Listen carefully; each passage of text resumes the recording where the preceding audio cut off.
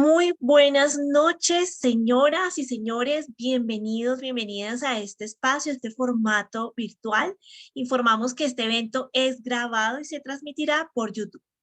Gracias a cada uno de ustedes, como siempre, por acompañarnos en cada uno de los espacios para hacer una lectura creyente de la realidad, hacer análisis de lo que pasa en nuestra ciudad desde el Observatorio Arquidiocesano de Evangelización.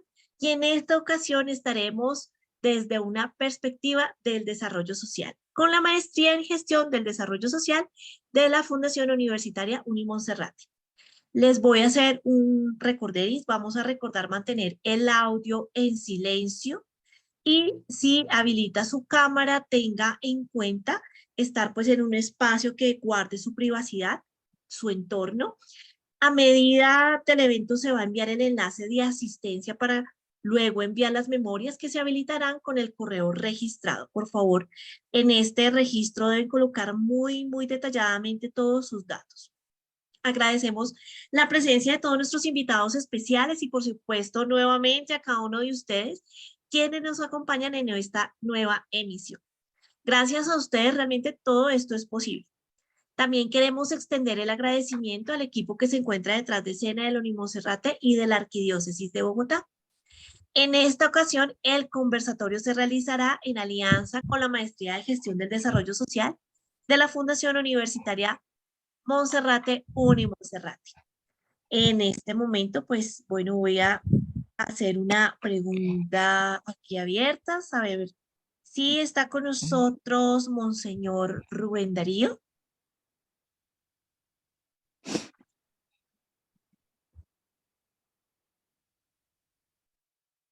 Bueno, vamos a darle un tiempito mientras que Monseñor, él viene de una reunión, entonces está pronto a conectarse. Le pido por favor a la profesora Olga que nos ayude pues a avisarle que ya estamos al aire con Diálogos en la Ciudad desde el Desarrollo Social el día de hoy. Y bueno, voy a adelantarme un poco y les voy a contar quién nos acompañará el día de hoy. Estará moderando Alejandro Rodríguez Villamizar. Él es trabajador social, él es magíster en estudios y gestión del desarrollo, es especialista en planeación, gestión y control de desarrollo social y también es candidato a doctor en el pensamiento complejo. Se desempeña como coordinador del grupo de pilotaje y escalamiento de proyectos de la Dirección de Transferencias Monetarias de Prosperidad Social y actualmente hace parte del cuerpo docente de la Maestría en Gestión del Desarrollo Social de la Universidad Unimonserrate. Y bueno, como les mencioné, estará hoy como moderador. Creo que ya está por aquí con nosotros Monseñor Rubén Darío Hernández, quien es vicario episcopal territorial de Santa Isabel de Hungría y es director de la Maestría en Gestión de Desarrollo Social y decano de la Escuela de Ciencias Humanas y Sociales de la Fundación Universitaria Unimonserrate. Monseñor Rubén, le doy la bienvenida y le cedo la palabra. Puede habilitar su audífono, su audio, perdón, y su cámara.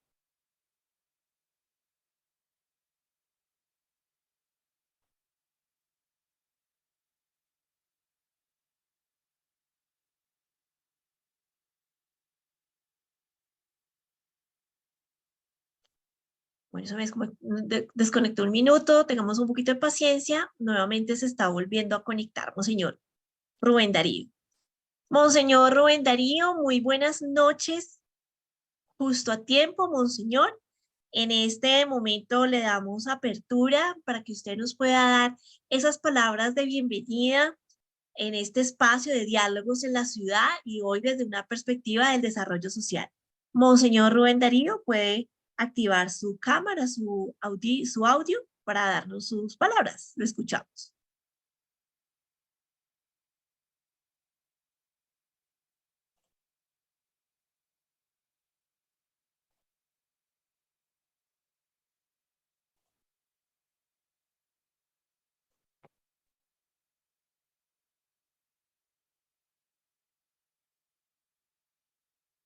Esperemos un momento, Monseñor. Sí, acabo de llegar, buenas noches. Muy buenas noches, Monseñor. Bienvenido. Qué bueno, justo a tiempo, Monseñor. Qué Escuchamos, bueno, bueno. la bienvenida, Monseñor. Le cedo la palabra. Bien, buenas noches para todos. Quiero dar la bienvenida a quienes ya están conectados con nosotros en esta nueva versión de Diálogos en la Ciudad. A nombre del señor arzobispo Luis José Rueda y de nuestra universidad y de nuestro observatorio, queremos dar la bienvenida a cada uno de los participantes a este momento de formación que se hace diálogo, donde vamos a ser escuchados y donde vamos a escuchar acerca del impacto. Un impacto puede ser positivo o puede ser negativo, porque el impacto de la tecnología tiene las dos vertientes, las dos aristas. Y sabemos que en el campo laboral puede convertirse en una amenaza o en una ayuda, dependiendo la intención humana, porque toda la tecnología pues tiene una construcción humana y detrás de la construcción hay unas intenciones humanas que a veces parecieran deshumanizantes o inhumanas cuando arrinconan a la persona. Hemos querido también que particularmente quienes están presentes en la maestría de gestión del desarrollo puedan también hacer parte de estos diálogos en la ciudad, porque nuestra universidad, la Unimonserrate, ha hecho una apuesta para producir transformación social desde distintos ámbitos, también desde la maestría del desarrollo social. Hemos querido también que sea en alianza con distintas instituciones y personas, como vamos a dar cuenta, personas de otras universidades o de la vida política y desde el horizonte nacional, que son los que nos van a facilitar también este conversatorio. Sean todos bienvenidos a este nuevo encuentro, a este nuevo diálogo en la ciudad, en este tema del impacto de la tecnología en el ámbito laboral. Adelante. Muchísimas gracias, Monseñor Rubén Darío. Muchas gracias. Sabemos que venía de otro espacio. Gracias también por estar aquí presente, siempre acompañándonos en este espacio. Bueno, le doy la palabra entonces a nuestro querido Alejandro Rodríguez, quien va a ser el moderador de este espacio. Alejandro, bienvenido y muchísimas gracias también por acompañarnos. Muy buenas noches, Kate. Muy buenas noches, Monseñor Rubén.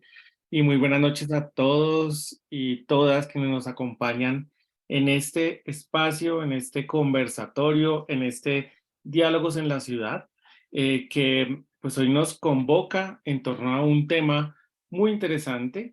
Y yo muy contento de haber recibido esta invitación a moderar, a acompañar este diálogo del día de hoy, porque tanto este espacio de diálogos en la ciudad que surge del Observatorio Arquidiocesano, de Evangelización, pues también tuve la dicha de participar desde su nacimiento, desde que se empezó a gestar esta idea, y pues con la maestría también estoy un poco desde que se empezó a desarrollar, y pues hoy juntamos estos dos espacios, y al juntar estos dos espacios pues surge este momento que vamos a tener de diálogo, de conversación, de análisis de realidad, de un espacio en el cual un tema que nos convoca y en el cual vamos a poder tener ese espacio para escuchar unas posturas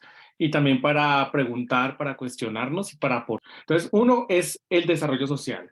Nosotros desde la maestría en desarrollo social, pues hacemos unas apuestas por el desarrollo. Y este desarrollo social tiene unas implicaciones en términos de bienestar humano, de construcción, digamos, de crecimiento, de desarrollo, de equidad, una búsqueda constante, digamos, leemos el desarrollo desde una búsqueda constante por el bienestar humano, por la humanización, digamos, desde una perspectiva humanista. eh, y en ese sentido, pues el trabajo, que es el segundo concepto que va a entrar a jugar en este diálogo, pues el trabajo hace parte de esas lógicas, de esas dinámicas sociales desde las cuales se construye el bienestar, ¿no? El trabajo, el ámbito laboral, el empleo, la ocupación, no solamente es es una forma de adquirir recursos necesarios para asumir la vida, sino también es la forma a través de la cual nosotros nos constituimos como personas, ¿no? Muchos de nosotros cuando nos presentamos y hace parte de de lo que somos como seres, es también lo que hacemos. Entonces muchos de nosotros cuando nos presentamos, no solamente decimos el nombre, sino decimos lo que hacemos, en qué nos desempeñamos, cuál es porque el trabajo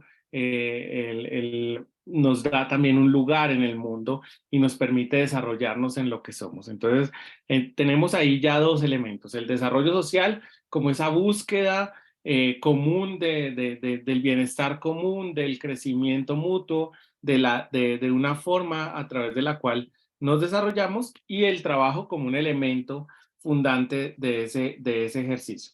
Y finalmente, la tecnología como ese elemento de tensión que hace que en algunos momentos impacte en esa dinámica o en ese, podemos llamarlo también mercado laboral, y que esos impactos pueden ser positivos, negativos, pero la tecnología o la técnica como mediación, pues no es necesariamente positiva o negativa, es una mediación y es el uso o la forma como nosotros leemos esos avances tecnológicos lo que hace que podamos decir si es positivo o negativo.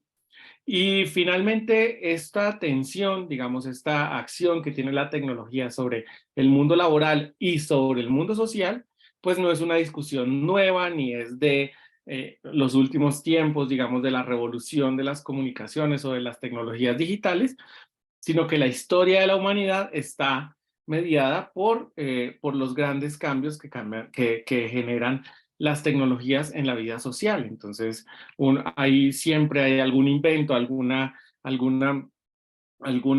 avance tecnológico, alguna mediación que hace que transforma la vida social y dentro de la vida social también la vida laboral.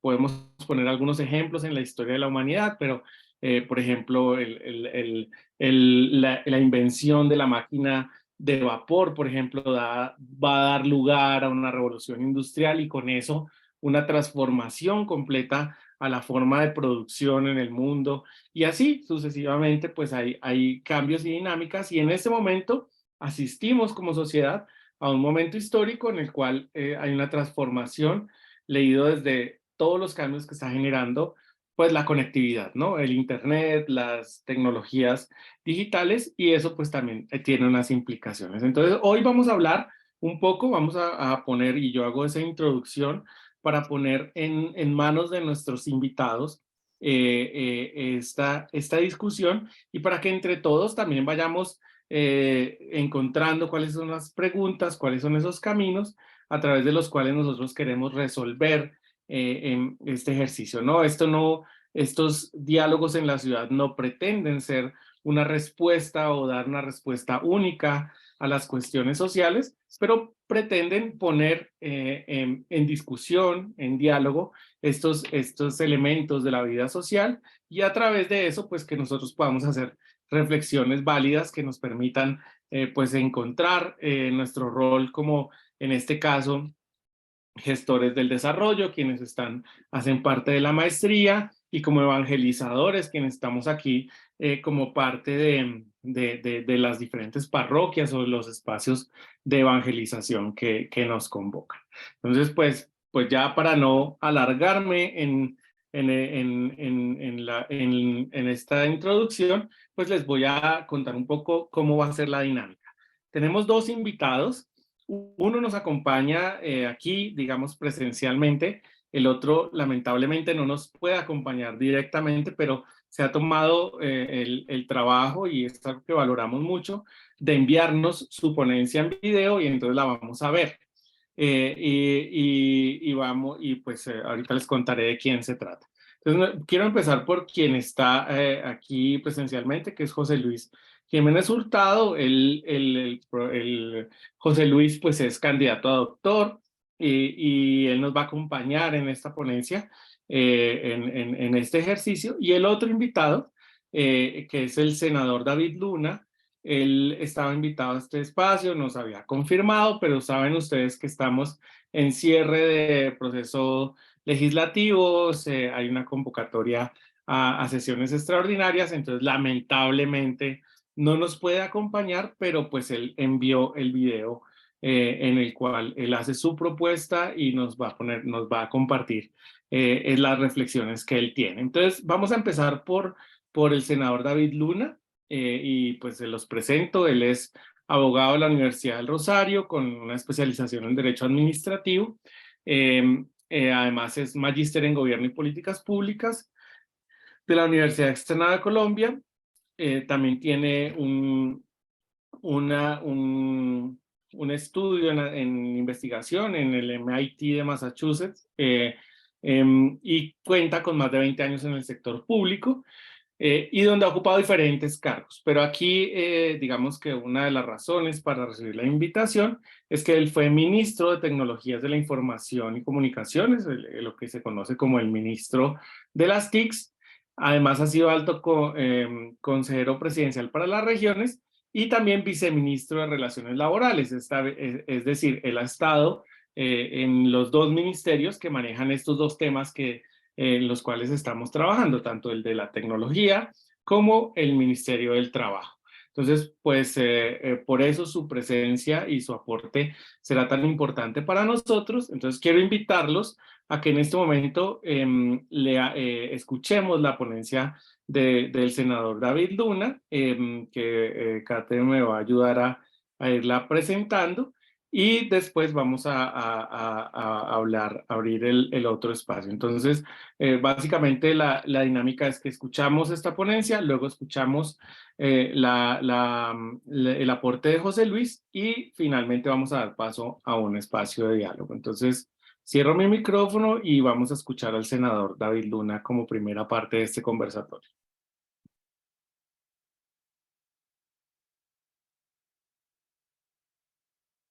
Bueno, voy a confirmar si si me escuchan.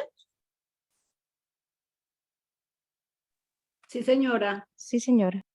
A hacer primero con una pequeña prueba. Muy buenas noches para todos. Quiero agradecer especialmente. ¿Se Muy buenas escucha? noches para todos. Sí, está se bien. escucha bien. Está bien el audio. Perfecto, muchas gracias. Muy buenas noches para todos.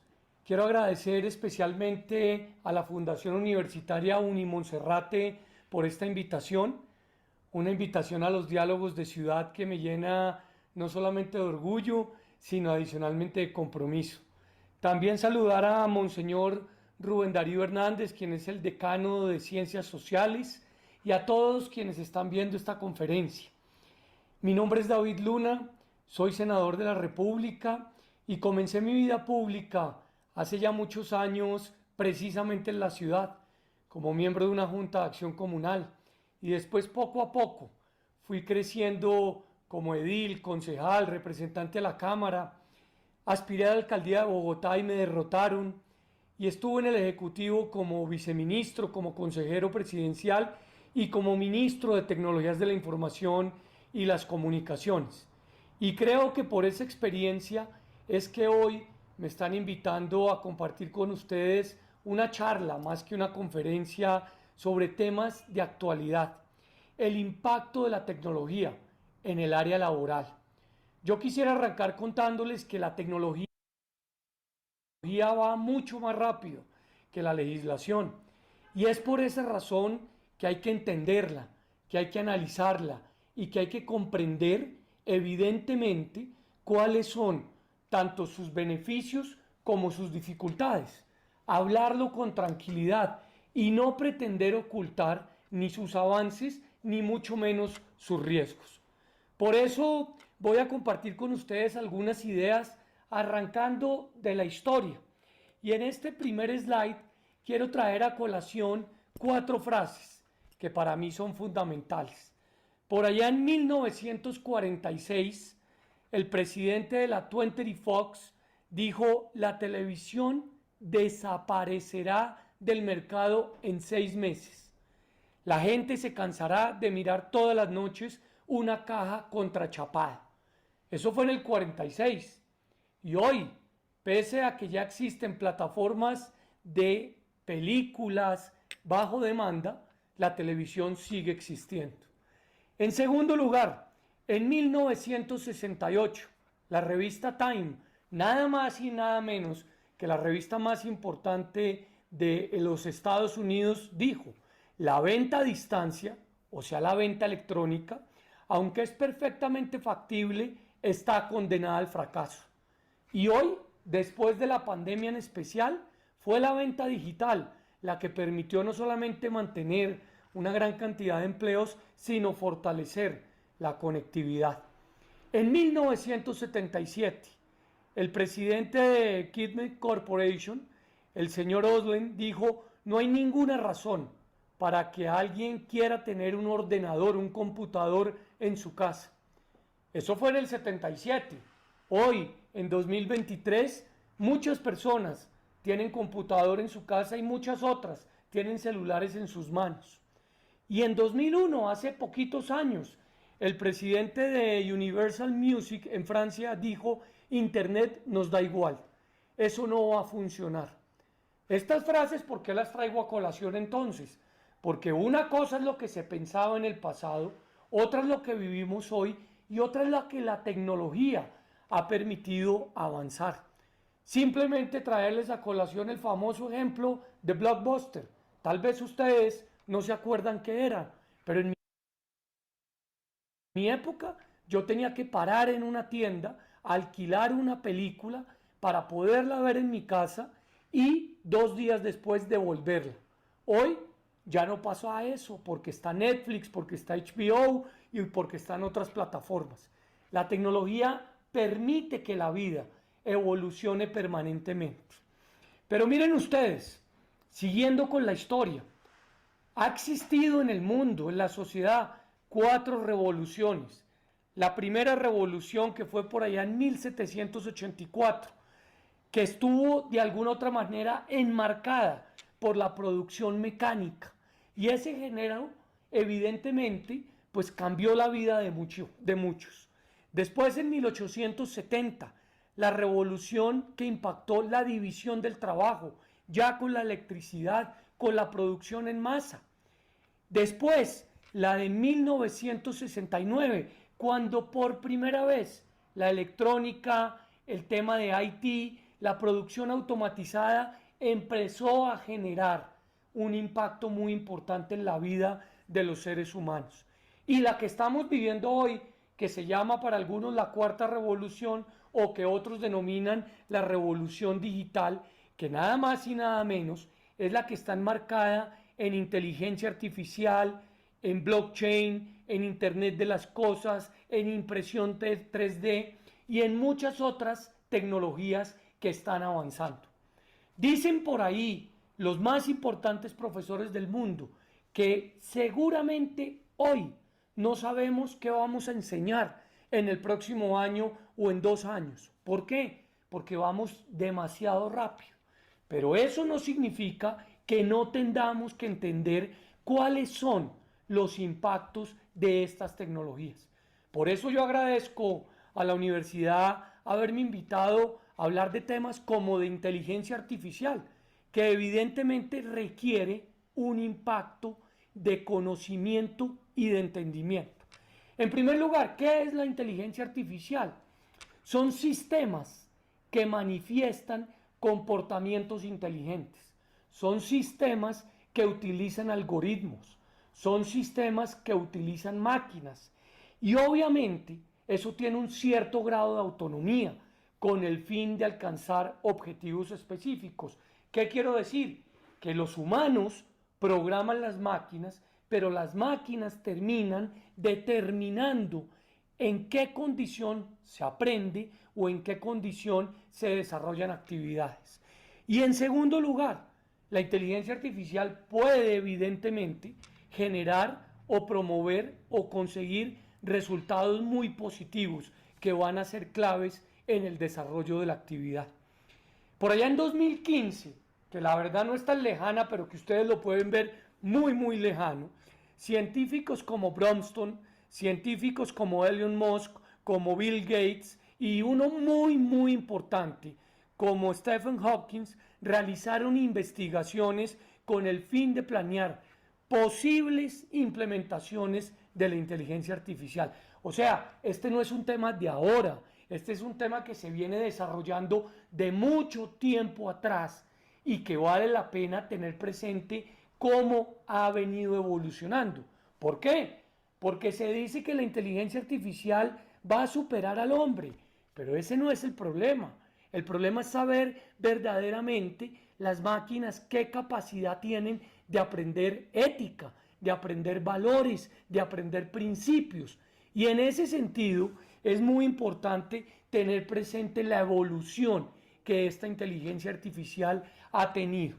Ha experimentado cambios significativos, por supuesto, en estas últimas décadas. En salud, por ejemplo, hay una revolución de atención médica que ofrece diagnósticos mucho más precisos. Recordarán ustedes el desarrollo realizado por IBM, donde con inteligencia artificial comenzaron a pronosticar de qué manera se podían generar enfermedades y cómo se podrían evitar. Pero también en el sector financiero ha sido fundamental para el análisis de datos. Y acá aprovecho y hago un paréntesis. Con la inteligencia artificial, pero con muchas otras tecnologías, están en riesgo los datos personales. El reto es cómo protegerlos. También en manufactura ha sido muy importante porque la automatización de esos procesos genera una cadena mucho más efectiva para producir y para dar suministros. Y en materia de transporte, mientras que en Colombia seguimos en la discusión si se permite o no se permite Uber, Didi, InDrive, pues ya están en otros países en lo que se denomina la autonomía de los vehículos, o sea, vehículos no tripulados. Esto todo tiene que ver con la inteligencia artificial. Un vehículo no tripulado tiene un algoritmo que lo conecta al semáforo y que sabe perfectamente cuándo puede y no arrancar, o que lo conecta a la cebra para respetar al ciudadano que está caminando o que tiene que atravesar una vía. De eso es que se trata este ejercicio y es por eso que hay unas ventajas y hay unas oportunidades. ¿Cuáles son las ventajas? La de automatización avanzada, en efecto, obviamente la de personalización y flexibilidad, la toma de las decisiones que tienen que ver con base en los datos y obviamente la experiencia de los clientes que se pueden estar evaluando permanentemente. Pero ojo, hay que pensar en el desarrollo de nuevas habilidades, porque de lo contrario estamos avanzando en la formación de las máquinas y retrocediendo seguramente en cómo estamos formando a los seres humanos. La pregunta es, ¿las carreras tienen que seguir siendo largas o por el contrario tenemos que pensar en especificidad para que unas personas estén efectivamente entrenadas en la atención y en el desarrollo? El éxito de la inteligencia artificial sería el mayor acontecimiento de la historia de la humanidad, definitivamente, pero por desgracia podría ser el último a menos de que aprendamos a conjugar los riesgos. Y eso lo dijo este gran científico que se llama Stephen Hawking cuando señaló que es necesario que esos riesgos sean valorados, sean entendidos y sean comprendidos. Pero miren ustedes una maravillosa frase de un periodista que se dedica a estos temas, que es el periodista Yukodovsky, y que voy a leer textualmente. El mayor peligro de la inteligencia artificial no es que seamos superados por ella, sino que nos conformemos con ser inferiores a ella. El mayor peligro de la inteligencia artificial no es que ella nos supere, sino que pensemos nosotros como humanos que vamos a ser inferior a ella.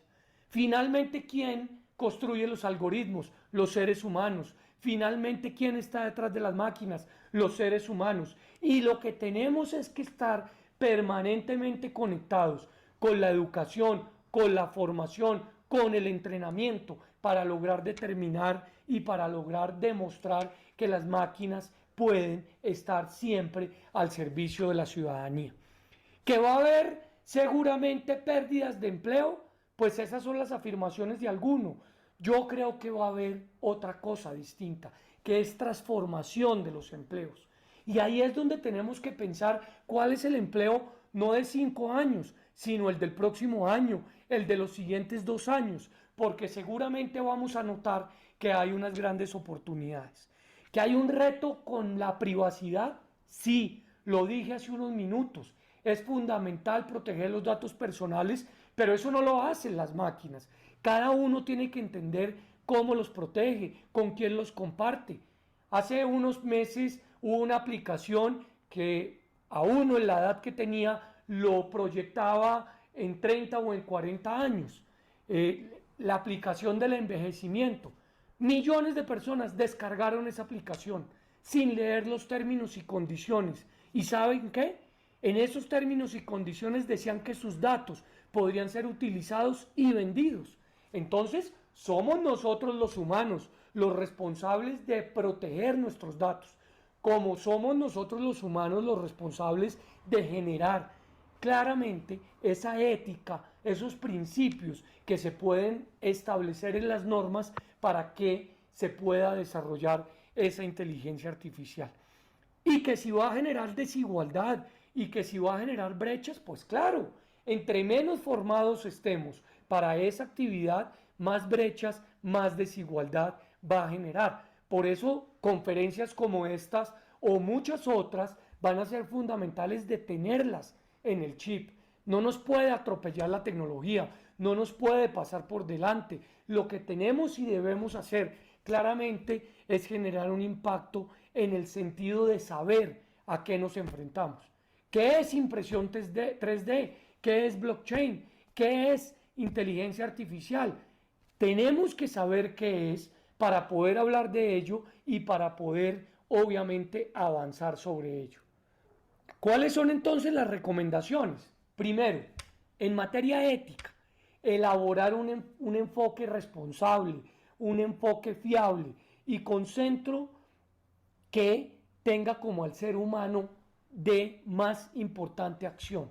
Obviamente, ¿respecto a qué? A la inteligencia artificial en el sector público, pero también en el sector privado. Eso significa que la ética va a ser esencial en este proceso. ¿Cuáles son los principios éticos para que la inteligencia artificial pueda actuar? Les pongo un ejemplo. En los aeropuertos del mundo, hoy en día hay una serie de cámaras que con reconocimiento facial vigilan cuáles son las personas más buscadas. Pues bueno, evidentemente esa es una herramienta que va a permitir mayor seguridad, pero ¿hasta qué punto esas acciones de reconocimiento facial tienen presuntas, digamos, directrices para pensar en que una raza o un color o una condición puede estar asociada a una criminalidad? Bajo ninguna circunstancia eso puede pasar y eso evidentemente es un principio ético. En segundo lugar, formación y educación continua. Lo dije al principio, lo repito ahora, la tecnología va mucho más rápido que la legislación, que la formación, que los centros educativos. Podemos formarnos en ciberseguridad, podemos formarnos en blockchain, pero si permanentemente no nos estamos actualizando, nos deja el tren. Y nos deja el tren básicamente porque hay que pensar que la educación continua es esencial para lograrlo. Pero también hay que pensar que en muchos casos usted no necesita de 10 semestres, sino más bien de una intensidad de 1 año para poder certificarse en el manejo de una actividad como tal. En tercer lugar, el tema de gobernanza.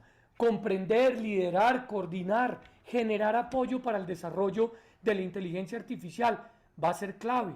¿Por qué? Porque se necesitan reglas claras.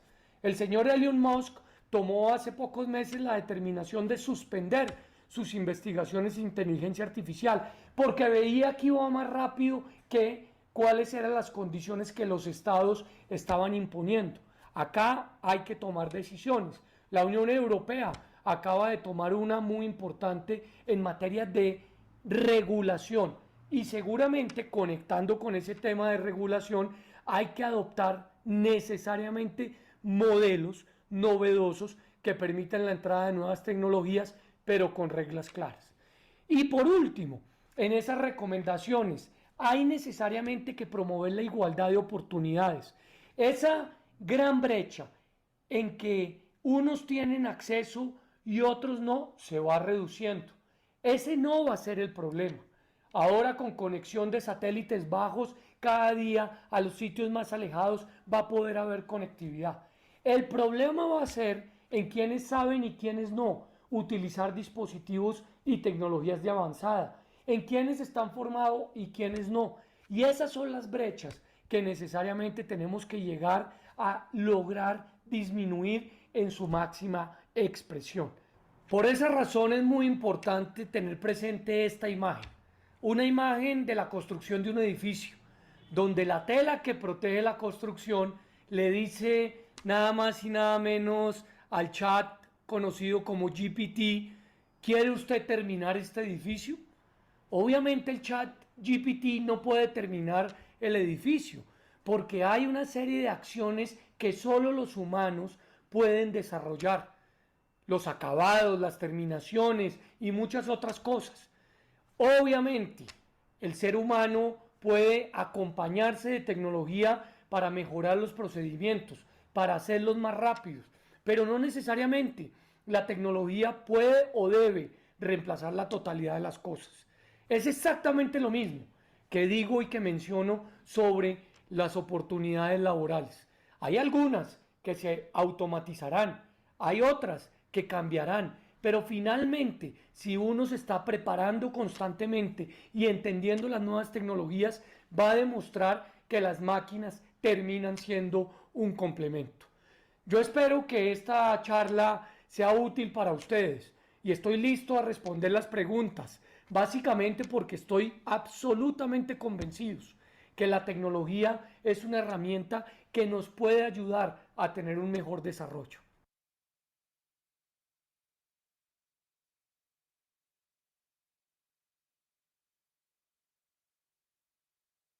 Bueno, yo les cuento que el doctor David también nos dejó unas respuestas muy específicas ante estas inquietudes que nosotros les hicimos. Ay, qué pena, yo me adelanto un poquito a Alejandro. Y la primera pregunta fue: expliquemos de manera concisa qué son las tecnologías emergentes o nuevas tecnologías. Y nos respondió lo siguiente. Las tecnologías emergentes son nuevos desarrollos que permanentemente se generan, se dan, producto de investigaciones y producto del trabajo de cientos de miles de seres humanos que diariamente están pensando cómo resolver los problemas de la gente con tecnología.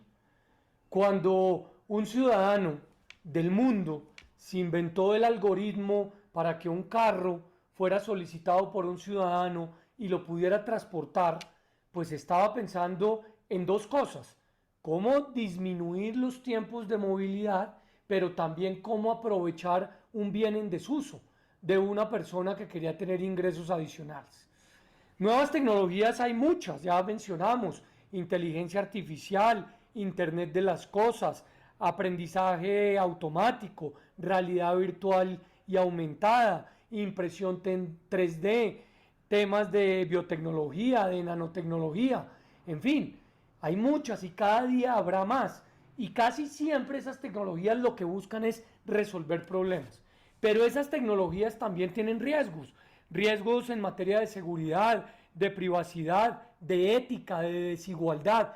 Y ahí es donde es fundamental que se construyan marcos éticos o reglamentaciones para evitar que esos riesgos terminen generando abusos en la ciudadanía.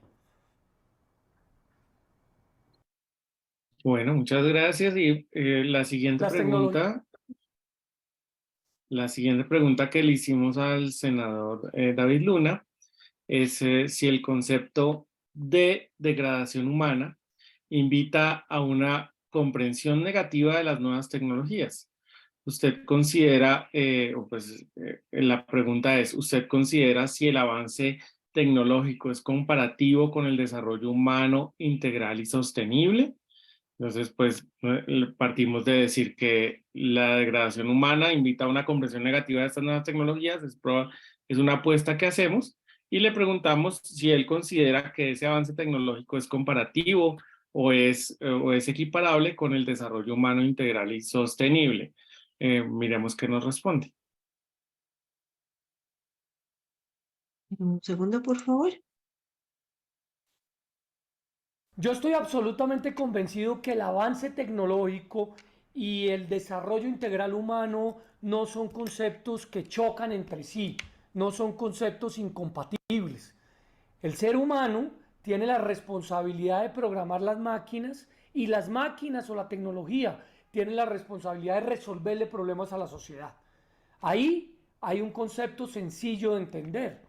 Es sí muy cierto que es fundamental estar permanentemente informados de qué son las nuevas tecnologías.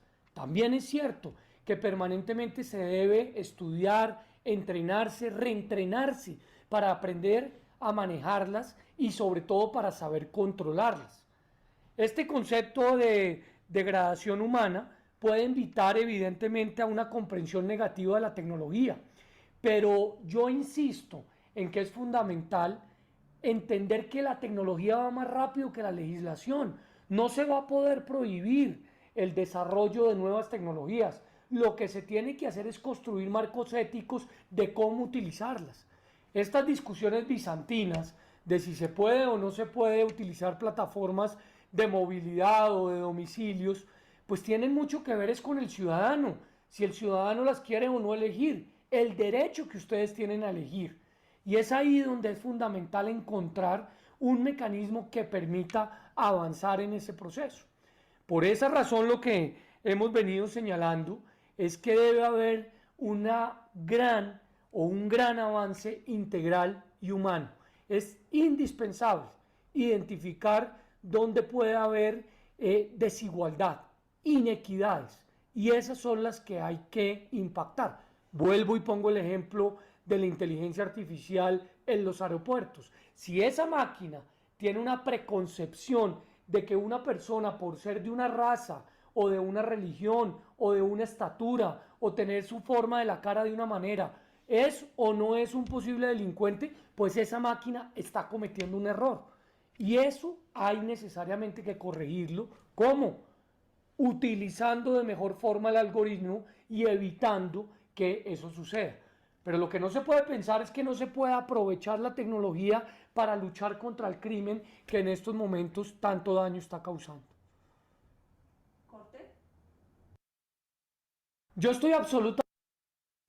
Y finalmente, la tercera pregunta que le hicimos es, desde su experiencia, mencione cuáles son los riesgos de la sustitución tecnológica del trabajo humano y los desafíos de la generación de nuevos puestos laborales. Y en ese sentido, ¿las nuevas tecnologías están destruyendo empleos o transformándolos? Veamos qué nos respondió. Yo creo que acá hay 4 puntos importantes que mencionar.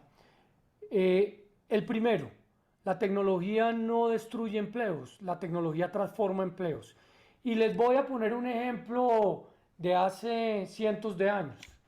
En Francia, las Biblias se escribían a mano. Se escribían a mano y eran esos escritores los que tenían pues muchos ingresos porque permanentemente las iban escribiendo, publicando y vendiendo. ¿Cuál fue su gran amenaza? La llegada de la imprenta.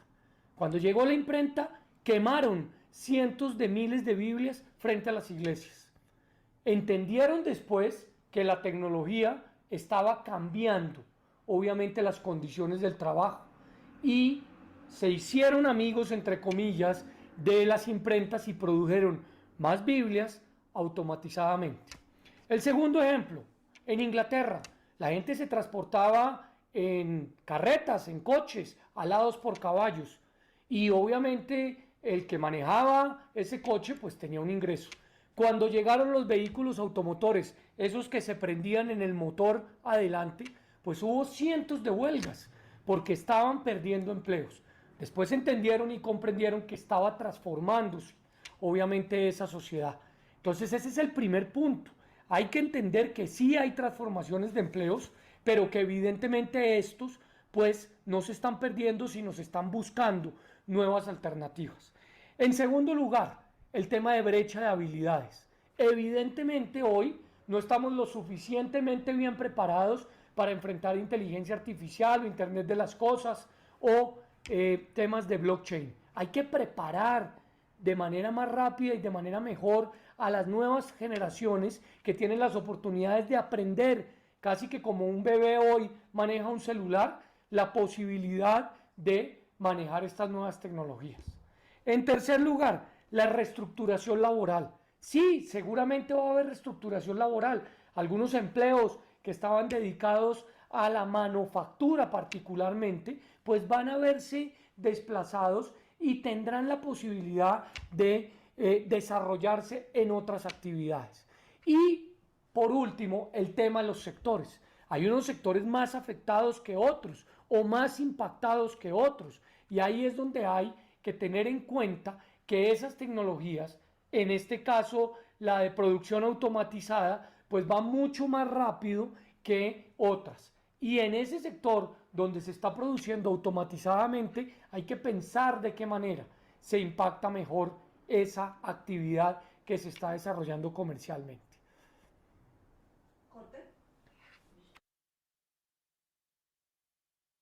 Yo creo que acá hay cuatro puntos. Muchas gracias. Bueno, ahí tenemos la intervención del senador David Luna. Probablemente pues no vamos a tener la oportunidad de tener interacción con él, pero a través de los mecanismos que tenemos de comunicación con el observatorio, si alguien tiene preguntas específicas respecto a la postura que él definió en su ponencia, pues entonces puede hacérnosla llegar y nosotros buscaremos la forma de comunicarnos con él y de pronto que haya alguna ampliación, porque creemos que es muy importante y como lo ven, pues está muy abierto al tema y muy interesado en participar. Y bueno, vamos a dar paso ahora a José Luis Jiménez Hurtado. José Luis es licenciado en Educación con especialidad en Estudios Religiosos de la Facultad de Educación de la Universidad de La Salle. También es licenciado en Filosofía y Letras de la Facultad de Educación de la Universidad de La Salle. Además es magíster en Filosofía Latinoamericana de la Universidad Santo Tomás y es candidato a doctor en Ciencias Sociales, Niñez y Juventud del Centro de Estudios Avanzados en Niñez y Juventud de la Universidad de Manizales. José Luis, muchas gracias por aceptar esta invitación. Muchas gracias por acompañarnos en esta noche de hoy a este conversatorio, a estos diálogos en la ciudad. Y pues vamos a estar muy atentos a tu presentación. Vas a tener 20 minutos para contarnos cuál es tu reflexión respecto al tema y después vamos a abrir un espacio para que entremos en diálogo con las personas que están participando, que en este momento vi que ya somos 70 personas que estamos conectados, entonces la tecnología nos permite unirnos y compartir en estos espacios y de nuevo agradecidos por tu presencia y te damos paso para que nos compartas tus reflexiones. Bueno, buenas noches, muchísimas gracias por la invitación. Antes de iniciar la presentación, un saludo muy especial a la comunidad educativa de la Fundación Universitaria Unimonserrate, una institución vinculada a la Iglesia Católica y dirigida desde la Arquidiócesis de Bogotá. De igual manera, un saludo a los miembros de la Escuela de Ciencias Humanas y Sociales, al decano, Monseñor Rubén, a la directora de la maestría, la profesora Olga, al profe Alejandro, que es el moderador de este panel, y un saludo muy especial a Catherine Bonilla, compañera y amiga de trabajo en la mesa técnica de universidades que acompañamos a la Subdirección de Asuntos Religiosos de la Alcaldía Mayor de Bogotá. Bien. Quisiera en este primer momento hablar de dos elementos. Uno, frente a este espacio. Este espacio me parece algo muy importante, muy interesante que genera la universidad, que genera el Observatorio Arquidiocesano de Evangelización de diálogos en la ciudad. ¿Por qué? Porque es un espacio que permite el encuentro, permite la reflexión y permite el debate frente a temas, problemas coyunturales que está viviendo el país, que está viviendo la sociedad. De igual manera, creo que este espacio de diálogo, de diálogos en la ciudad, permite el vínculo entre universidad y sociedad. Muchas veces a la universidad se le critican, nos critican a los académicos de pensar el mundo y pensar la vida lejos de los escenarios contextuales. Y este espacio de diálogos en la ciudad permite pues esa interacción con funcionarios del Estado, con los representantes del Estado, de los decisores de las tomas de decisiones en el país, permite el diálogo con los académicos que de manera directa o indirecta pensamos temas y problemas que le competen a la sociedad, y permite la interacción con la ciudadanía, no solamente con los estudiantes de la universidad, sino por lo menos en este escenario con personas vinculadas a la Iglesia Católica, con la ciudadanía en general. Entonces creo que este espacio de diálogos en la ciudad permite esa función sustantiva de la sociedad, de la universidad, que es el vínculo, el diálogo con la sociedad. Y hablando en un tercer momento de esta primera parte, es tratar como de dilucidar qué es lo que estamos haciendo nosotros en este momento. Estamos en un escenario virtual. Podríamos hablar de una presencialidad asistida por tecnologías, como se dijo en tiempos de pandemia, bajo una categoría que se utiliza en la educación a la distancia, que es la categoría sincrónica, lo sincrónico. Ya no estamos en un auditorio, en un espacio físico, en un teatro vinculado a una institución educativa, sino que estamos en un escenario virtual que permite el acceso a las personas en diferentes partes de la ciudad, posiblemente del país, posiblemente del mundo. Ya no estamos restringidos a la presencialidad física. En estos espacios antiguamente había un personal logístico de medios audiovisuales que disponían el teatro, que disponían el auditorio en términos de aseo, en términos de entrada, en términos de vigilancia. Y ese personal, no sé si la palabra adecuada fue reemplazado o se transformó en técnicos, tecnólogos, ingenieros informáticos, que garantizan la conectividad y que garantizan la transmisión. Ahí hubo una crisis en el mundo laboral y también hubo una transformación. En estos discursos del análisis del impacto de la tecnología en el mundo laboral, muchas veces se habla de las alternativas, de las transformaciones, pero no hay que olvidar el escenario de la crisis y la descripción y las dinámicas que esas crisis conllevan en el mundo de la vida cotidiana. Si hablamos del maestro de ceremonias, antiguamente tenía que manejar el guión, manejar el micrófono, tener clara la logística de entrada, de toma de la palabra de las personas que van a participar en el evento. Ahora ese maestro de ceremonias debe tener no solamente el uso del guión y el uso del micrófono, sino también el uso de las plataformas informáticas.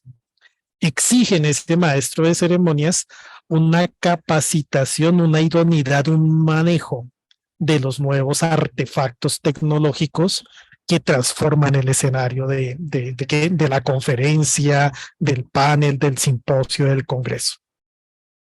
Si hablamos nosotros del público, el público anteriormente tenía una presencia bastante estática, ¿no?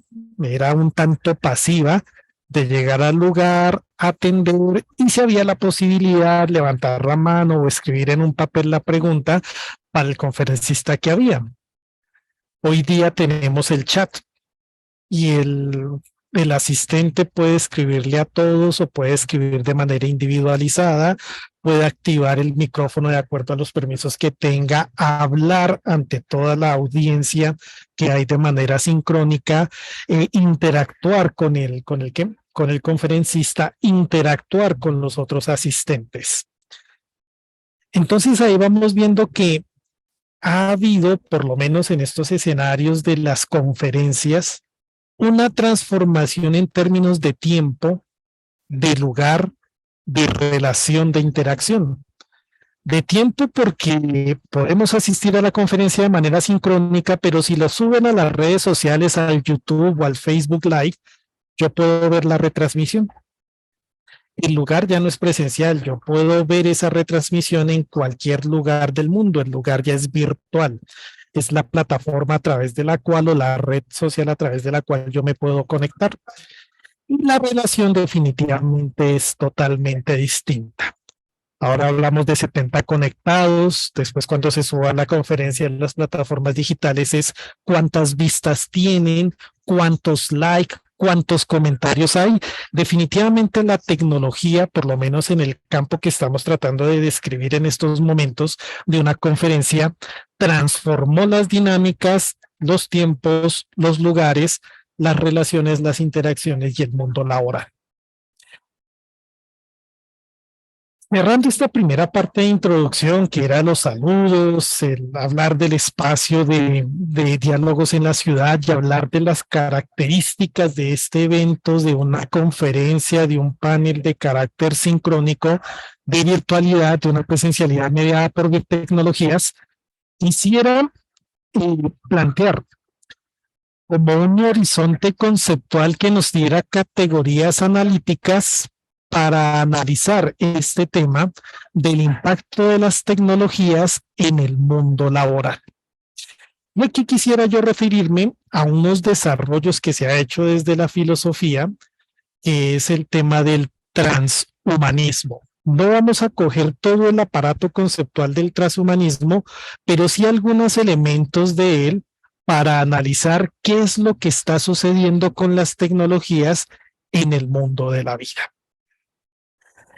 Aquí quisiera yo seguir los planteamientos de un profesor español, el profesor Rafael Monteverde, que es profesor del Departamento de Ciencias Sociales de la Universidad Católica de Ávila en España. Y él plantea como unos referentes conceptuales que nos permiten tomar categorías analíticas para analizar este fenómeno de las tecnologías en relación con el mundo laboral. Voy a hacer rápidamente 3 referencias. Una desde el campo de la literatura. Yuval Noah Harari, que es un profesor de la Universidad Hebrea de Jerusalén, en el año 2011 escribió un texto que se llamaba Sapiens, de animales a dioses. Y en ese texto, el profesor Noah hace una breve historia de la humanidad y ahí trata de identificar o de describir cómo los seres humanos conquistaron el mundo gracias a sus capacidades intelectuales. Capacidades intelectuales, si se quiere, capacidades interpretativas de crear mitos, de crear dioses, de crear artefactos, de crear sistemas de gobierno, de crear el dinero, de crear todo un sistema normativo. Entonces el profesor Noah ahí plantea cómo las prácticas sociales, las instituciones y los sistemas normativos creados, construidos por los seres humanos, de una u otra manera permitieron conquistar el mundo. Si se quiere, en términos de las sociedades originarias, posteriormente de los clanes, las fratrías, de ahí de las ciudades, de los reinos, los imperios, posteriormente todos los sistemas políticos que se han creado. Esa capacidad del ser humano para crear y construir el mundo generó de manera directa o indirecta escenarios laborales. Continúa el profesor Noah ya en un texto del 2015 llamado No Homo Deus, donde toma ese primer tomo de Sapiens, y lo convierte en una breve historia de la humanidad vista hacia el futuro, la historia de la humanidad del mañana. Y entonces trata de examinar qué podría suceder en el mundo cuando hacia el futuro los antiguos mitos se convierten en tecnologías. Es decir, las antiguas construcciones naturales creadas por su naturaleza, creadas por su racionalidad, por su emotividad, se convierten en una inteligencia artificial o en una ingeniería genética. ¿Qué pasa cuando se pasa de lo natural a lo artificial, de la inteligencia natural a la inteligencia artificial?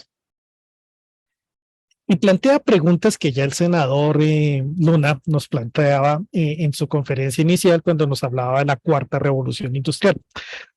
El profesor entonces Noack dice, ¿qué pasará con la democracia cuando Google, Facebook llegue a conocer nuestros gustos, preferencias políticas mejor que nosotros mismos? Ya vimos el caso del Brexit en Inglaterra y la influencia de las redes sociales en la votación de las personas. Ya vimos el caso de la injerencia de las redes sociales en la toma de decisiones de voto por parte de los ciudadanos estadounidenses en las elecciones cuando ganó el antiguo presidente Donald Trump. ¿Qué pasa cuando la democracia se ve afectada por las tecnologías? Otra pregunta que se plantea el profesor Noack ahí en ese texto de Homo Deus es ¿qué pasará con el estado de bienestar cuando las computadoras empujen a los seres humanos fuera del mercado laboral? Cuando se crea una nueva clase social que el profesor Noack llama la clase innecesaria. ¿Qué pasa cuando los seres humanos no tienen las capacidades, las competencias laborales para ingresar al mercado laboral? Y hay una que es muy interesante y que por lo menos en la mesa técnica, a veces nosotros nos planteamos ahí en la mesa técnica de libertad religiosa, trabajando con la alcaldía, trabajando con Catherine ahí en esa mesa técnica, es si se crearán nuevas religiones.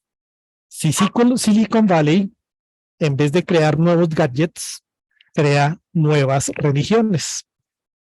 Es decir, cuando estamos planteando nosotros esta lógica del transhumanismo, estamos planteando de si este transhumanismo, esta interacción con la tecnología, crea nuevos seres humanos, por lo tanto, crea nuevos dioses, y al crear nuevos dioses, crea nuevas religiones. Ahí para mirar un referente desde la literatura.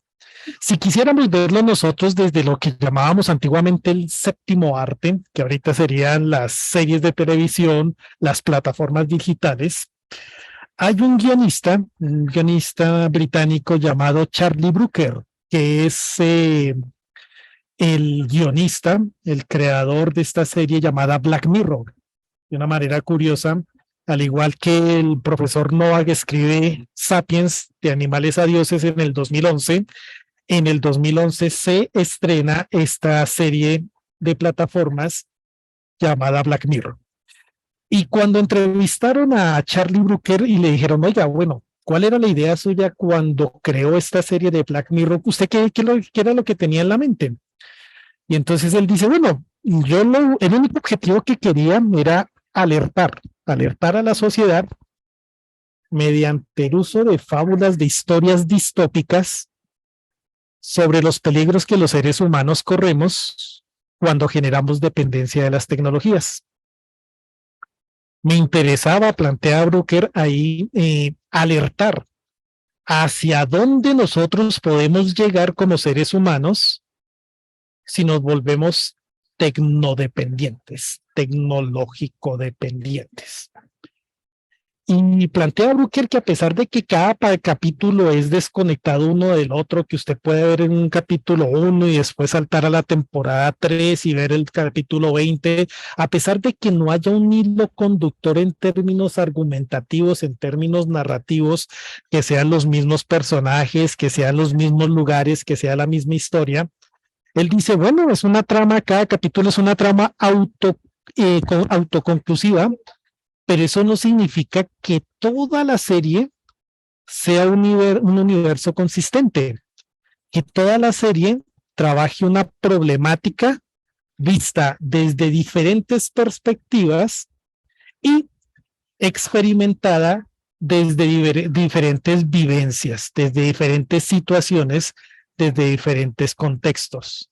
Una serie que él termina concluyendo que lo único que plantea son los peligros a los cuales la especie humana se enfrenta con su dependencia a la tecnología. Bien, pero si nosotros quisiéramos ya no solo ver la situación desde el arte, ya no verla solo desde la literatura, sino que nosotros nos vamos a las noticias. Entonces, en estos días, por ejemplo, Radio Francia Internacional publicaba una situación muy particular que se dio en Francia, en París específicamente. Nos dice que una institución educativa de París, el Paris School of Technology, retó a un profesor universitario del campo de la filosofía y a ChatGPT, esa inteligencia artificial donde últimamente, desafortunadamente, nuestros estudiantes están ingresando permanentemente, consultando la información ahí. Y bueno, de pronto nos queda el tiempo para desarrollar más la idea y haciendo los trabajos a partir de la información que les da ChatGPT. El Paris School Technology planteó un reto y era que el profesor en hora y media redactara un ensayo que respondiera a la pregunta: ¿la felicidad es una cuestión de la razón? Y también hizo la misma pregunta a ChatGPT. Sometieron estos dos productos, estos dos escritos, a una evaluación por parte de pares ciegos, pares evaluadores que no conocían de los dos textos cuál escribió ChatGPT, cuál escribió el profesor universitario. De una manera muy curiosa, esa evaluación por pares ciegos fue hecha por una profesora asociada, filósofa y escritora, la profesora Elise Abeke. Y el otro evaluador fue el profesor Lev Frankl, que es un TikToker, que dentro de TikTok se llama Serial Tinker, que es un profesor de secundaria en el campo de las humanidades, que montó su canal de YouTube, se vinculó a TikTok y ahí produce contenido permanentemente. De una manera muy curiosa, ponderando la evaluación que estos dos pares académicos hicieron a los dos productos, al ensayo hecho por ChatGPT y al ensayo hecho por el profesor Rafael Etoben, ChatGPT sacó 11 sobre 20 y el profesor Ralph 20 sobre 20. Los conceptos evaluativos de estas dos evaluaciones, de estos dos pares evaluadores decían: 1, miramos referencias bibliográficas. Las del profesor eran precisas, las de ChatGPT eran vagas. 2, miramos estilo argumentativo.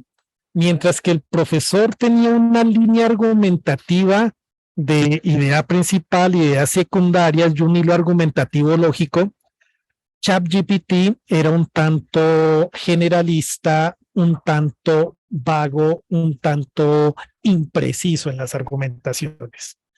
Mientras que el profesor respondió directamente a la pregunta acudiendo a diferentes autores, ChatGPT acudió a autores, pero de manera generalista. La conclusión que da Radio Francia Internacional en el artículo es que ChatGPT hasta ahora no ha logrado una profundidad para el desarrollo de los ensayos. Si cogiéramos otro medio de comunicación, por ejemplo, el portal de BBC Mundo coge otro caso y habla de nómadas digitales. Y entonces acude a una profesora investigadora de la Universidad de Siena, la profesora Beverly Thompson, que investiga este tema del nomadismo digital. ¿Qué es el nomadismo digital desde la perspectiva de esta socióloga? Son aquellos jóvenes que son migrantes por el mundo, que tienen trabajos de carácter sincrónico y asincrónico con empresas específicas multinacionales, son generadoras de contenido y que sin importar dónde estén, desarrollan su mundo laboral.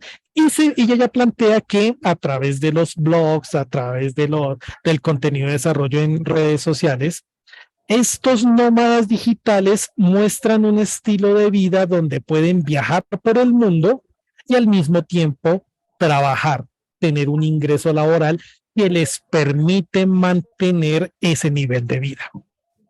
De una manera muy particular nos plantea la profesora Thompson que estos nómadas digitales enfrentan precariedades en el mundo y en la vida. Enfrentan la precariedad de la soledad, aunque viajan por todo el mundo. Enfrentan la precariedad de la salud mental porque no establecen relaciones permanentes, sino relaciones situadas en el momento, en el tiempo y en el espacio donde se encuentran trabajando.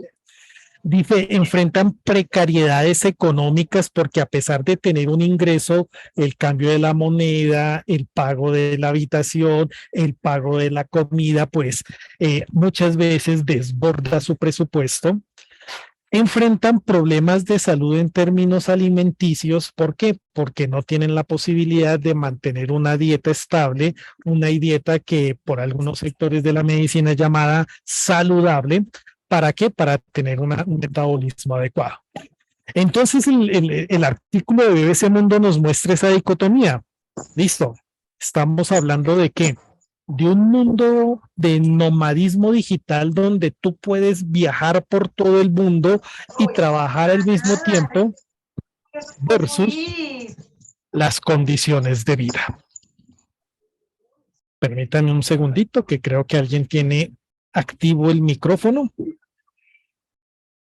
Ya, perfecto. Bien. Entonces eso es lo que nos plantea el portal de BBC Mundo. Sí, muy chévere, muy genial ese ideal, ese arquetipo, ese modelo de vida del nomadismo digital, pero ¿por qué se invisibiliza las precariedades a las cuales se enfrentan estos jóvenes que están vinculados a este tipo de dinámicas, a estas condiciones de vida? En ese orden de ideas, desde la perspectiva del transhumanismo, desde ese aparato conceptual que queremos nosotros pues acudir para tener categorías analíticas que nos permitan leer estos problemas de la transformación del mundo, a través de las tecnologías, de la transformación del mundo laboral. La pregunta que se haría desde el transhumanismo es: ¿cuál es la relación que se establece entre los seres humanos y la tecnología? ¿Es una relación simbiótica? ¿Es una relación parasitaria? ¿Es una relación de mutualismo, acudiendo a las categorías de la biología clásica? ¿Mutualismo, se beneficia la tecnología, se benefician los seres humanos? ¿Una relación parasitaria? ¿Se beneficia la tecnología y no los seres humanos? ¿Se benefician los seres humanos y no la tecnología? Simbiótica, no es posible establecer hasta dónde llega el ser humano y empieza la tecnología, hasta dónde empieza la tecnología y empieza a ser el ser humano. Esta tradición analítica del transhumanismo plantea como fundamento este tema de la mejora tecnológica y cómo los seres humanos nos posicionamos en el espacio, en el tiempo, en lo físico y lo simbólico, y empezamos a hacer el paso de lo humano a lo transhumano, y de lo transhumano a lo poshumano. Humano entendido en la visión clásica de que los seres humanos somos el centro del mundo, esa visión clásica de este filósofo presocrático Protágoras: el hombre es la medida de todas las cosas, y si es la medida de todas las cosas, debe gobernar todas las cosas. Esta tradición un tanto judeocristiana, basada en el libro del Génesis, que relata la comprensión del pueblo judío frente a la creación del hombre, y que el hombre es creado a imagen y semejanza de Dios, y después Dios le dice al hombre: creced, multiplicaos y gobernad sobre el mundo. Esa sería una visión del humanismo clásico. El transhumanismo hablaría de esa interacción del hombre con la tecnología y cómo ese transhumanismo pretende superar las barreras que los seres humanos tienen en sus límites físicos, en sus límites biológicos, y cómo el ingreso de la tecnología a la vida de los seres humanos le permite sobrepasar, traspasar, superar esas limitaciones, y un escenario que es el poshumanismo, que a ese escenario no lo asumimos en estos momentos para este debate, porque sería hablar del hombre ya no en términos naturales, sino en términos artificiales, el hombre transformado por la tecnología, pero es el hombre pensado en términos de los cyborgs, en términos de lo digital, en términos de lo poshumano. Bien, teniendo en cuenta esa premisa de cuál es la relación que existe entre el hombre y la tecnología, si es una relación mutualista, una relación simbiótica, una relación parasitaria, entraríamos nosotros a pensar ese tema de la tecnología, del actuar tecnológico, pero no la tecnología vista desde un punto de vista reduccionista, es decir, solo desde el artefacto, sino la tecnología vista desde su elemento constitutivo de la invención y la creación, es decir, de los artefactos de las máquinas, pero vistas desde una perspectiva compleja, es decir, vistas desde el entorno social y artificial. Todo invento tecnológico genera una crisis, pero esa crisis genera una transformación. Y esa transformación es relacional del hombre, de los seres humanos con los otros, de los seres humanos con su entorno natural, de los seres humanos consigo mismo. Bien, viendo la tecnología así, no solamente desde la visión reduccionista como artefacto tecnológico, sino como ese elemento inventivo, como ese elemento creativo que transforma la realidad social, entonces tendríamos nosotros que empezar a mirar lo humano visto por la mediación de la tecnología que trasciende lo natural. Lo humano que inventa nuevas realidades, pero que al inventar la tecnología transforma esas realidades. Lo humano que produce tecnología, pero que esa tecnología también lo produce.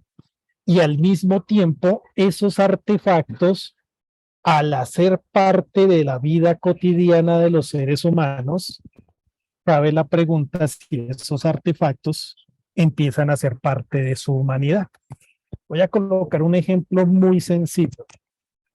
El celular. El celular ya hace parte de la humanidad. El celular es humano. ¿Cuántos usos que nosotros tenemos en el celular han reemplazado antiguas tecnologías? Por ejemplo, el reloj. Por ejemplo, el teléfono. Por ejemplo, el computador. Y así sucesivamente podríamos dar ejemplos de qué ha reemplazado el celular. ¿Cuántas empresas telefónicas han dejado de existir? Antiguamente nosotros nos comunicábamos por el 07, por el 09, por Telecom, etcétera, etcétera. ¿Cuántas de esas empresas han dejado de existir por el uso de teléfonos móviles, por el uso de teléfonos celulares? Entonces ahí es donde nosotros empezamos a decir que la crisis que genera la tecnología transforma las relaciones humanas. Pero queda la pregunta de si la tecnología en transformar las relaciones humanas, esas mismas tecnologías empiezan a tener caracteres humanos. ¿Es posible que nosotros hoy día nos pensemos sin el celular? ¿Qué pasa emocionalmente con nosotros cuando dejamos el celular en casa? ¿Cómo se nos bloquean nuestras interacciones cotidianas cuando dejamos el celular en casa? De ahí vienen, y voy cerrando porque ya he empleado bastante, y solo tenía 20 minutos y ya llevo casi cerca de media hora. Viene un problema. Cuando nosotros nos cuestionamos por la tecnología, la pregunta que nos hacemos es, si también nos cuestionamos por el ser humano. ¿Cuál es la relación existente entre lo humano y lo artificial? Y si eso que es artificial, al adquirir nociones de existencia, cobran vida y empezamos nosotros a pensarlo en términos de humanidad. Esto quiere decir que el transhumanismo como discurso que pone en diálogo las relaciones humanas, las crisis que genera la tecnología, las transformaciones que genera la tecnología y por ende las transformaciones y crisis que generan en el mundo laboral, este transhumanismo es una posición teórica y científica que, si bien es relativamente nueva, 1958 hacia acá, con Julian Huxley, que es el primer teórico, biólogo, que utiliza el concepto transhumanismo, de una u otra manera, ese transhumanismo como posición científica y como posición filosófica, lo que se plantea es la dirección y problematiza la dirección consciente de la evolución humana. ¿Qué es lo que ha pasado con la evolución humana con el ingreso de la tecnología? Y los seres humanos son conscientes de esa evolución que está teniendo la humanidad con el ingreso de la tecnología. Palabras más, palabras menos, estas teorías del transhumanismo lo que plantean es preguntarse por la misión que tienen los seres humanos de dirigir la naturaleza, si eso es cierto o no es cierto, de si eso es crítico o no es crítico, si genera crisis o no genera crisis, el hecho de que los seres humanos nos consideremos los llamados a dirigir la naturaleza.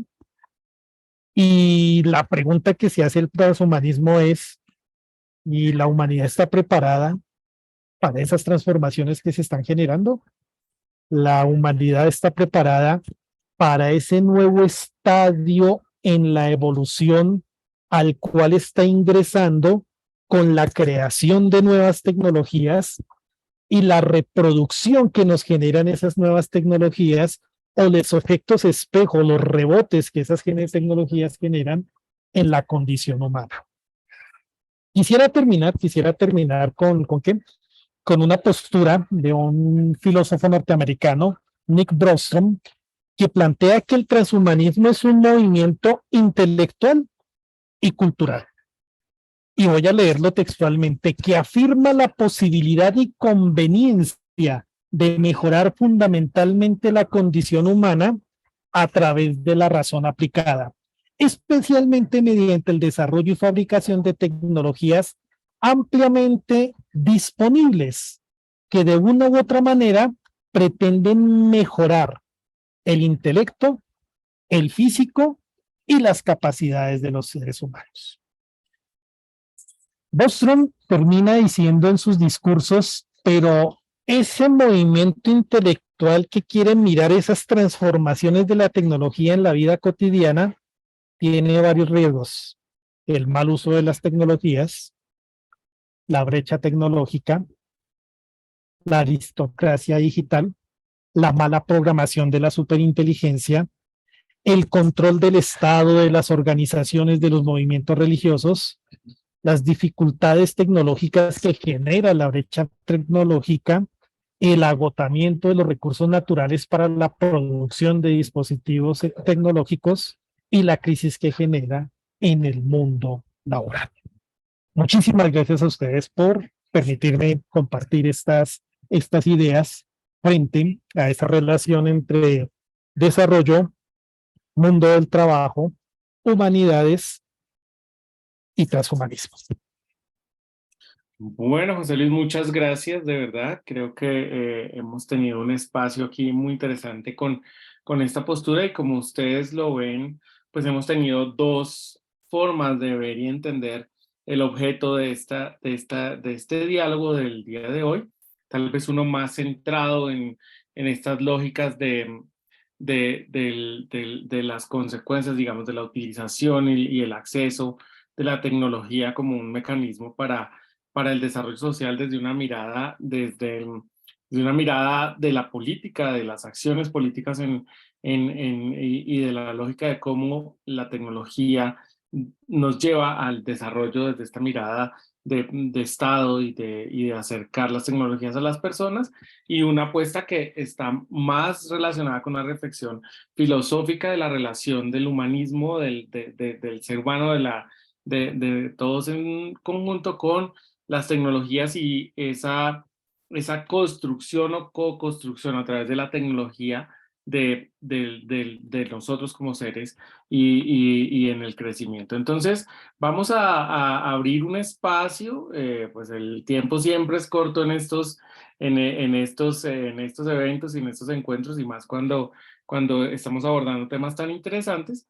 pero vamos a abrir un espacio para algunas preguntas y vamos a permitir aquí entrar en diálogo con José Luis, y es que para que resolvamos o para que de algún modo podamos decir algo respecto a algunas de las preguntas que tienen nuestros participantes. En primer lugar, nos pregunta María Elia y Jessica, voy a juntar las dos preguntas en una. Pues lo que está diciendo María Elia nos hace una afirmación, y es decir, que para no sentirnos amenazados, debemos estar preparados para manejar la tecnología. Y pues Jessica de algún modo complementa esa afirmación y lo que nos dice es cómo podemos prepararnos para entender y para asumir estas nuevas tecnologías, o para entender más la tecnología. No sé si quisieras decirnos algo al respecto. Mira, yo quisiera, gracias Alejandro, y gracias a las dos participantes por las preguntas. Un fenómeno al cual nos estamos enfrentando en el mundo universitario y en el mundo educativo es que los estudiantes, en el manejo y en el acceso que tienen a la información, están construyendo una representación que es bastante compleja. Lo primero que me dice Google es cierto. Segundo elemento, lo que dice ChatGPT, como es un algoritmo que busca toda la información en la red, es cierto. Entonces, claro, ¿ahí qué implica? Que esa seguridad que estamos generando en la información que nos arroja la red, que nos arroja ChatGPT, no está posibilitando lo que es el uso del pensamiento crítico. Entonces, por ejemplo, cuando tú envías hoy como profesora a los estudiantes a hacer un ensayo, una de las rutas que nos hemos enfrentado es, pues sí, le pregunto a ChatGPT y él me saca el ensayo completo. Mando a hacer un cuadro comparativo, pongo un ejemplo del texto Magia y Ciencia y Religión de Bronislaw Malinowski. Haga un cuadro comparativo donde establezca los patrones de semejanza o diferencia entre la magia, la ciencia y la religión. ChatGPT me lo saca. Internet me lo da. ¿Qué es lo que debemos hacer en el mundo educativo? El asunto hoy día ya no es solo el manejo de información. No. La información fluye por la red, fluye por las redes sociales. Lo que nosotros debemos hacer es que los ejercicios, las tareas, los trabajos que le implementemos a nuestros estudiantes deben implicar operaciones del pensamiento que construyan conocimiento. Hoy día, en el mundo educativo, hay varias tendencias, ¿no? Algunos profesores quieren volver al modelo clásico. Pongo la lectura, hago el control de lectura literal de lo que dice el texto. Hago el trabajo argumentativo por escrito, pero que lo hagan en el salón de clase, enfrente mío y a mano. Es una salida. En el sentido de que, por lo menos en el mundo educativo, en el mundo universitario, estoy diciendo hoy día, debemos promover en nuestros estudiantes la lectura literal, posteriormente la inferencial, posteriormente la intertextual. Debemos posibilitar ejercicios de desarrollo de trabajos donde la argumentación sea por estos tipos de argumento, por argumentación, por explicación, por comparación, etcétera, etcétera. Pero otra vía, otra salida es integrar estos dispositivos a nuestros ejercicios de clase. Poner un ejemplo. preguntémosle a ChatGPT tal pregunta, lo que hicieron los franceses, si la felicidad tiene que ver con la razón. Y analicemos la información que nos da ChatGPT. Miremos las referencias bibliográficas que nos den. Miremos las citas textuales a las cuales acude.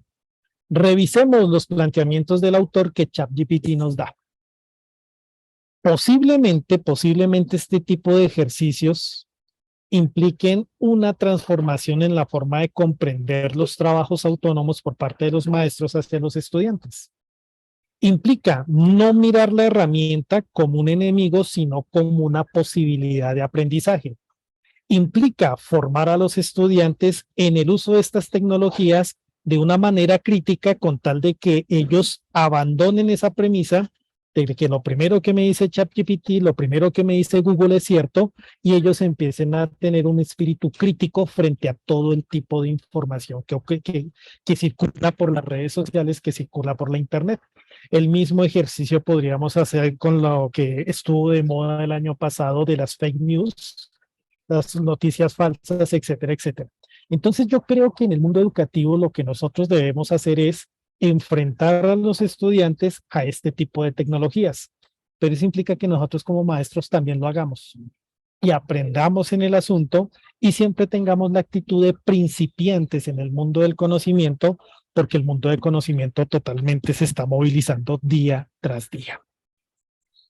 Bueno, y quiero retomar una pregunta que hace también María Elia, y es que, digamos, para llevar un poco al tema que nos convoca un poco de esa relación entre tecnología y mundo laboral o mundo del trabajo, le hace también como oportunidades laborales, como posibilidades de desarrollo laboral y esos temores que de algún modo pues digamos que esos temores que nos llegan a todos de si posiblemente vamos a ser reemplazados por la tecnología en nuestra actividad laboral, pues lo que nos está preguntando es, bueno, ¿qué podemos hablar en esta lógica laboral, esa lógica de la relación entre la tecnología y lo laboral? ¿Podemos hablar de un desplazamiento laboral o tal vez podríamos hablar de una transformación de las lógicas laborales? No sé allí qué podrías decirnos. Lo primero es que va a haber crisis y está existiendo crisis. ¿En qué sentido? En que objetivamente se están perdiendo trabajos por el uso de nuevas tecnologías. Punto. Es decir, antiguas profesiones, antiguos oficios han sido desplazados por las tecnologías, eso no lo podemos negar. Generan crisis de desempleo. Desempleo lleva a la precariedad económica. La precariedad económica está directamente asociada con la precariedad educativa, etcétera, etcétera. La precariedad económica genera en los hogares pues escenarios de violencia verbal, física, etcétera, etcétera. Entonces la crisis nosotros no la podemos negar. No podemos negar que estas crisis que generan las tecnologías llevan a grandes escenarios de desempleo. ¿Qué implica en las personas? ¿Qué implica en los sujetos? Que definitivamente nosotros nos vemos obligados a transformar y mejorar nuestros perfiles laborales para tener otras opciones dentro del mercado laboral. Vuelvo al mundo universitario, vuelvo al mundo educativo, como estamos en el escenario de una institución educativa de formación, de educación superior, está. ¿Hubo crisis en los maestros en tiempo de pandemia? Claro. Y cuando no sabíamos nosotros manejar las plataformas, pues eso generó crisis. Más de un profesor perdió su empleo por no saber manejar estas plataformas tecnológicas. ¿Qué implicó en los profesores? En el mundo universitario, en el mundo de los catedráticos, de esta contratación de profesores a término fijo durante el semestre. Pues o manejamos las tecnologías o quedamos por fuera del mercado laboral. Eso implicó que profesores que eran analfabetas en el campo tecnológico, tuvieran en un momento y en un tiempo bastante corto la necesidad y la obligación de aprender a manejar estas tecnologías. Aprendiendo a manejar esas tecnologías implicó empezar a manejar plataformas digitales, empezó a aplicar aplicaciones que permitieran un desarrollo diferente en la clase, obligó que los maestros fuéramos un tanto más interactivos en nuestra relación con los estudiantes, diversificar nuestras estrategias pedagógicas. ¿Para qué? Para tratar de mantener capturada la motivación de esas pantallas oscuras que tuvimos en las plataformas, para tratar de interactuar con los estudiantes en clase, exigió en nosotros una transformación y un desarrollo de nuestras competencias digitales. Pero que hubo personas que quedaron sin empleo, hubo personas que quedaron sin empleo. Eso, junto a la brecha tecnológica y las dificultades que algunos maestros tuvieron para tener computadores en casa, y hablo que profesores que tenían hijos que tenían clases, entonces cuántos computadores usted necesitaba en la casa para poder trabajar y que sus hijos también tuvieran trabajo, que su pareja pudiera también acceder al mundo laboral. Esas crisis son las que yo digo no se pueden invisibilizar y tienen que ser estudiadas y tienen que ser visibilizadas. Pero a nosotros como ciudadanos, como seres humanos, las crisis nos exigen dar el paso adelante y enfrentar las crisis para tratar de que de sobrevivir en el mundo laboral es una condición sine qua non que nosotros no podemos olvidar y a la vez tenemos que enfrentarnos diariamente. Bueno, y creo que son aquí dos temas más para ir cerrando, pero hay un tema muy interesante que tomo de la pregunta que hace Luz Marina Garzón. Y ella nos pregunta, ¿qué pasará con las personas que realmente no tienen facilidad para adquirir herramientas de trabajo y capacitación? Y quisiera, digamos, direccionar esta pregunta hacia el otro tema que yo proponía al iniciar, y es el tema del desarrollo. Porque una realidad que vivimos es la desigualdad, ¿sí? Vivimos en una sociedad profundamente desigual.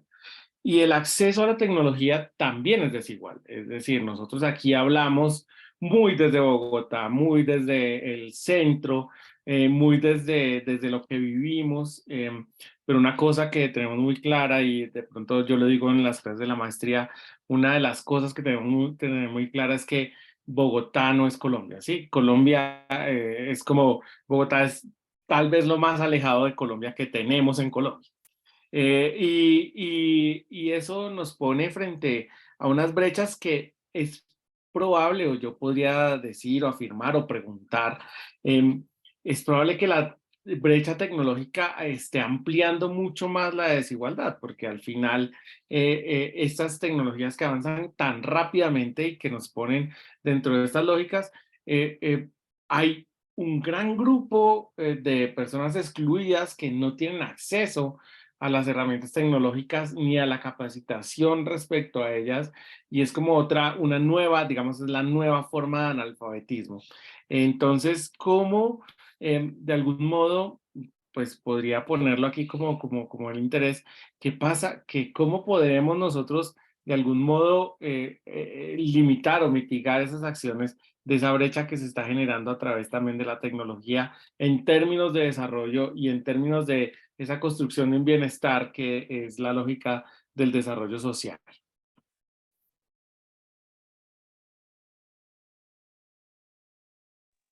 Creo que Una pregunta muy difícil y lamentablemente una respuesta un tanto desalentadora.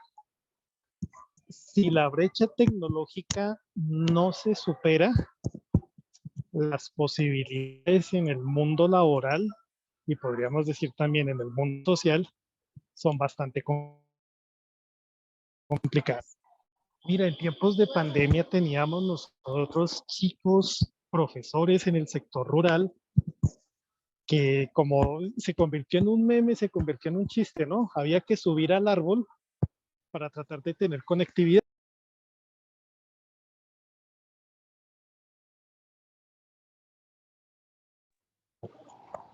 fue muy cierto. Esa brecha tecnológica, si no se supera, el futuro es más difícil. Hoy día, en estos oficios que existen en el mundo laboral, de la gendarmería, de la celaduría, un celador, un gendarme requiere manejo de plataformas tecnológicas. Es una condición sine qua non. Antiguamente se decía, con el bachillerato es suficiente. Hoy día ya no es suficiente. Se requiere para el mundo laboral competencias tecnológicas. ¿Para qué? Para poder acceder al mundo laboral, poder tener un trabajo y en última instancia poder subsistir, ¿no? La brecha tecnológica es un problema bastante grande en el país. Hay una política pública, hay unos programas por parte del Estado, pero no es suficiente. No es suficiente. Es muy complicado. Y en ese orden de ideas, al ser muy complicado, las posibilidades para los ciudadanos cada vez son menores. Esa es mi postura, un tanto pesimista, sí, pero es que son condiciones de posibilidad.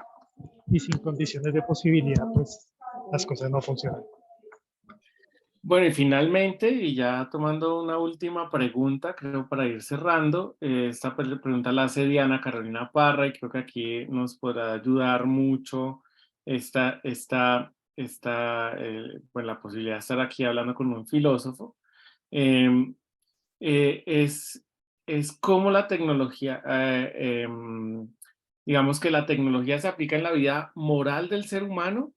La tecnología se actualiza, pero la moral, ¿dónde queda? Entonces nos está hablando, poniendo en cuestión el tema de esa relación entre tecnología y moral, esa discusión ética respecto a la tecnología, y quisiera que, pues, sé que esto da para una tesis doctoral sin ningún problema, pero de repente decir como qué podrías decirnos al respecto para poder de algún modo contestar esta pregunta que tiene Diana.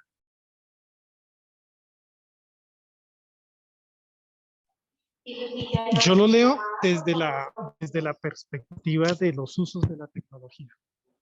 Y cuando hablo de los usos de la tecnología es cómo los seres humanos eh, empleamos, hacemos uso de los artefactos y eso tiene relación con el bien común. Es una situación muy compleja, ¿no? Por lo menos es una situación compleja que la tecnología esté reemplazando a los seres humanos en ciertos escenarios. Por ejemplo, en términos de ética profesional, que existan plataformas que permitan asumir el rol específico de abogado y le diga a las personas cuál es el camino a seguir en un proceso judicial que tengan ante determinados tribunales. Que ahí fue cuando empezó el boom de la inteligencia artificial. El tema que la tecnología reemplace los diagnósticos médicos y las personas ingresen su información dentro del sistemático, dentro de la plataforma, e ingresando la información, entonces ahí le salga el diagnóstico médico. Ahí hay elementos éticos muy complicados cuando se utiliza la tecnología en contra de los seres humanos. Ahí hay elementos complicados. Este es un tema en desarrollo bastante complejo, bastante difícil, y pues es un campo de la filosofía que está metido dentro del transhumanismo y está metido en estos diálogos de la bioética. Es un tema a desarrollar y ahí hay múltiples preguntas, sobre todo en el sentido de cómo es que estamos usando nosotros la tecnología, con qué fines, a quiénes beneficiamos, a quiénes excluimos. Muchas gracias, José Luis, muchas gracias y creo que hasta ahí podemos dejar y bueno, quisiera ya dar cierre a este espacio, retomando, bueno, algunas cosas que nos están diciendo, como Irma hace un aporte, dice que pues como seres humanos debemos desaprender y volver a aprender en esta relación con la tecnología. También María Elena nos dice pues que la inteligencia artificial no tiene alma, no tiene valores ni ética y como tal pues creo que eso hace que pues es una creación humana, ¿no? Y como tal, yo lo decía al comienzo, ¿no? Todos los elementos tecnológicos carecen de este tipo de propiedades, pero lo importante no es que si la herramienta tiene o no un elemento ético, moral, sino es el uso que se le da y lo que estabas diciendo, José Luis, de respecto a, bueno, a quién beneficia, en favor de qué se está poniendo la tecnología, los avances tecnológicos están aportando a qué, efectivamente están aportando al bienestar o están disparando en la dirección contraria. Pues todas estas, creo que alguien activó el micrófono. O si se está disparando en otros sentidos. Pues aquí nos quedan muchas reflexiones, también muchas preguntas. No es el interés de estos espacios dar respuestas, sino generar reflexiones, que cada uno de nosotros también vaya tomando elementos para su ejercicio, bien sea su ejercicio académico, su ejercicio evangelizador, y que tengamos, abramos estos espacios de diálogo y reflexión, para seguir creciendo como sociedad y seguir aportando en la evangelización y bueno, en el desarrollo social, que es como los temas que nos interesan a quienes en este momento estamos conectados en este espacio. Quisiera darle la palabra a Catherine ya para que ella haga el cierre y yo le agradezco a José Luis, al senador David Luna también su aporte, y bueno, yo también por aceptarla, por esta invitación, pues también agradecido de poder compartir este espacio en el cual aprendo muchísimo y me divierto mucho también. Muchas gracias, Catherine. Los dejo en tus manos. Bueno, muchísimas gracias, Alejandro, profesor José Jiménez, y bueno, y a cada uno de ustedes que han estado de principio a fin aprendiendo, analizando, reflexionando sobre este tema tan importante del impacto de la tecnología en el ámbito laboral. Y los invito a los próximos diálogos en la ciudad que serán muy pronto. Es una socialización de una investigación que será el 30 de junio, el viernes 30 de junio, o sea, la otra semana, de mañana en 8, estaremos allí compartiendo unos resultados sobre una investigación en el estado del arte de las representaciones sociales de los jóvenes y su experiencia de fe. No se lo pueden perder, le estaremos enviando la información el día lunes para que se puedan inscribir. Este fin de semana también hay mucho movimiento arquidiocesano, universitario. Súmanse, añadan todas las redes sociales del Observatorio de la Arquidiócesis de la Unimonserrate. Por favor, busquen toda la información de la maestría que está allí ya puesta. Les dejé la página web para que puedan ingresar. Y bueno, anímense también a inscribirse. A todos, muchísimas gracias por su participación y una feliz y bendecida noche. Muchas gracias. Gracias, Catherine. Gracias, buenas noches. Un abrazo a todos. Una feliz Muy noche para importante. todos. Irma, Luz Gracias. Gracias. Adiós. Gracias. Luz Marina, Gracias. gracias. Que esté muy bien. Olga, Muchas gracias. Méndez, muchas gracias. Voy a Gracias, seguir por acá.